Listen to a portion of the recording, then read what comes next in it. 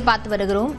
Chennai Apollo மருத்துவமனையில் சிகிச்சை பெற்று வரும் ராமதாஸை முன்னதாக அதிமுக பொதுச் செயலாளர் எடப்பாடி பழனிசாமி சந்தித்து நலம் விசாரித்த நிலையில் கூட்டணி தொடர்பான பேச்சுவார்த்தை நடைபெறுகிறதா என்ற தகவல் வெளியாகி இருக்கிறது.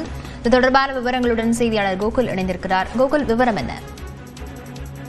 பாமக நிறுவன மருத்துவர் ராமதாஸ் உடல்நலக்குறைவால் அப்பல்லோ மருத்துவமனையில சிகிச்சை பெற்று வரக்கூடிய நிலையில தொடர்ந்து அரசியல் கட்சி தலைவர்கள் மருத்துவமனையில் அவரை சந்தித்து உடல்நலம் விசாரித்து வருகிறார்கள். அந்த அடிப்படையில அதிமுக பொதுச் எடப்பாடி பழனிசாமி மருத்துவமனையில மருத்துவர் ராமதாஸ் சந்தித்து உடல்நலம் விசாரித்தார். பாமக சட்டமன்ற உறுப்பினர் மருத்துவர் ராமதாசுடைய ஆதரவாளருமா இருக்கக்கூடிய சட்டமன்ற உறுப்பினர் அருள் சமூக வலைதள பக்கத்துல ஒரு பதிவிட்டிருக்கார்.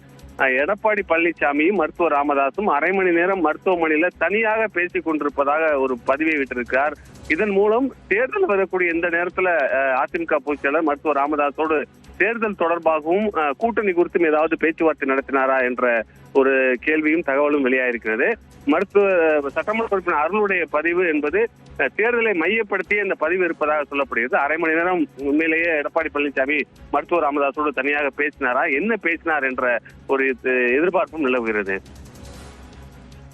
விவரங்களுக்கு நன்றி கோகுல்.